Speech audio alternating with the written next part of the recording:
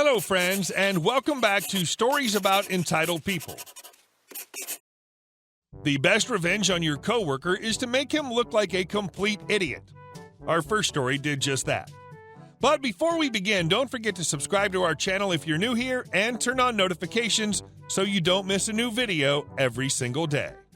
Here we go. Revenge against a jerk coworker. Years ago, I worked in the engineering department of a tech company. There was one supervisor there who was a real jerk. He was pompous, and if he saw you typing something, he'd walk by and press a bunch of keys to screw you up, or if you were scanning something, he'd lift the scanner top and put his hand on it. It annoyed everyone, but he was in a position of power, so nobody called him out on it. One day I had enough.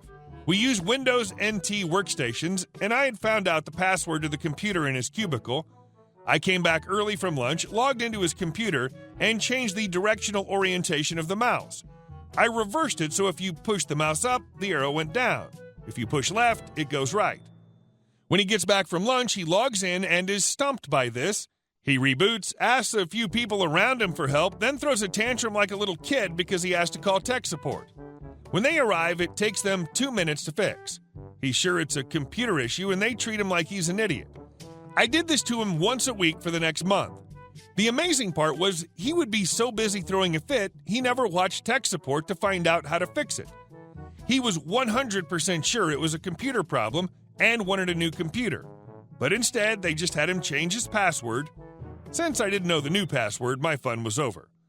Once the password was changed, he realized it was someone doing it on purpose. At our next staff meeting, he told the head of the department that he wanted a full investigation into this and that person to be fired. I was crapping myself until the department head said to him, "Rich, you walk around here proclaiming yourself the NT master, and you got owned by a simple mouse trick." I'd be so embarrassed that I'd just keep quiet and hope people forget about it. The entire room laughed at him, and I felt a wave of satisfaction wash over me. And our second story. Customer wants things her way, then gets burned. I work as a plumber for a small company, mostly fixing and installing water heaters. Well, I was installing an electric water heater, which has to be manually turned to the correct temperature. I informed the older customer that I was turning it up to 125 degrees and that once installed, it'll take about an hour to heat up. She began to complain that 125 is not hot enough and that it must be at least 145 degrees for it to be hot enough for her liking. Now, mind you, there's literally a warning label on the thermostat that clearly states temperatures over 125 can scald you. I try to explain this all to her and even show her the label. She insists that I turn it to 145. Legally speaking, I cannot turn it up to a point that I know can seriously injure someone. I tell her this, and she's upset and tells me how she's going to call my boss and whatnot. I gladly provide her the number, and my boss proceeds to tell her the exact same information. She screams at my boss, cursing him out and calling us all sorts of names. I then alleviate the situation by showing her the process to turn it up herself after we leave. She's quiet as we finish the job and leave. So about 2 hours later, we get a call from the old lady saying that she's in the hospital for second-degree burns and she's going to sue us for hurting her. And she wants us to come out and fix her mistake and turn her water heater down. We charge her the full service fee plus labor to fix her mistake, $100. My boss talked to a lawyer and said she has no legal angle either due to the fact that she turned it up herself and she just as easily could have Googled it as me telling her how to do it. And our last story. Want my territory? Now your huge house is mine. To set the stage, many decades ago, Barney and Betty immigrated from Europe and bought a farm. A few years later, they had kids and sponsored Wilma from the old country as a nanny.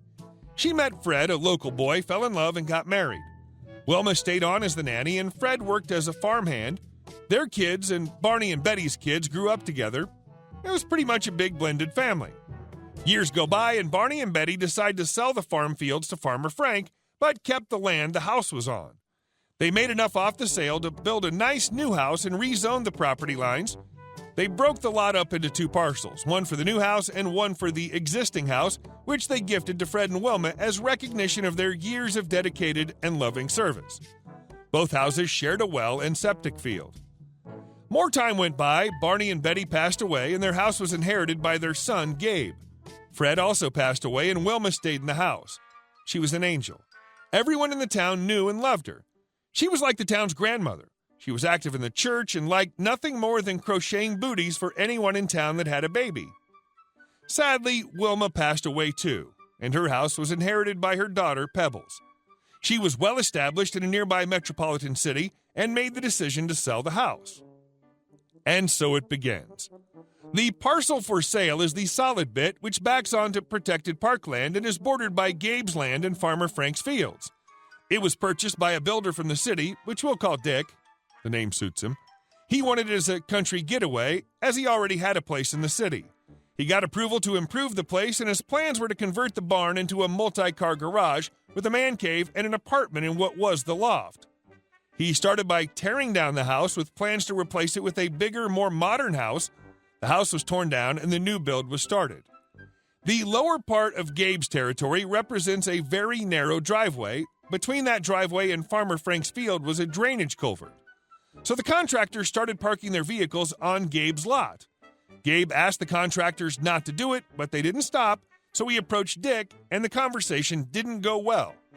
Dick was an entitled big shot, dealing with what he thought was a country bumpkin. To give you an idea, Dick once went to the local diner and asked for the wine list. He was aggressive and disrespectful, and this pretty much set the tone for all future interactions. Gabe had enough. These contractor trucks were tearing up his ground, so one weekend he built a fence along the border between his house and Dick's. It wasn't a complicated fence. He just got a buddy with a post hole digger on his bobcat, sunk posts, and strung planks between them. This caused no end of trouble with the build. There was no room to park for the contractors without getting in each other's way, and they couldn't park in the driveway, which was only wide enough for one vehicle at a time. Contractors were pissed off. They had a long walk from the road to the build site and had to carry tools and equipment back and forth. Either that or take turns dropping materials, waiting hours for the carpenters to finish unloading the lumber so that the plumbers could unload the pipes. Dick was furious and came stomping over to Gabe, demanding that he dismantle the fence. Gabe told him to go to hell. Then a day later, Gabe saw that someone had removed some of the fence and the contractor trucks were back on his land. Okay, thought Gabe, let's play. The following weekend, Gabe irrigated the area where the contractors were parking, irrigated it long and continuously. He probably had to get a water delivery to make it happen, as the well had a limited capacity. On Monday, the first contractor to arrive turned off Dick's driveway to go through the fence and immediately sank up to his axles in mud. Did I mention that Gabe owned the local service station and knew every tow truck company within 100 miles? As it turned out, everyone they called was too busy to pull the truck out, and they had to call a tow truck from the city, almost 2 hours away. You can see how the relationship between Gabe and Dick became somewhat less than neighborly. Time went by, Dick's house was completed. It was a low-maintenance setup with interlocking brick over the compound, tall hedges separating Dick from Gabe. They kept out of each other's way, but they certainly weren't pals. Dick's kids would come up on the weekend and have a party now and then, but Gabe put up with it. One issue that arose was when Dick decided to fill the small swimming pool that he'd installed.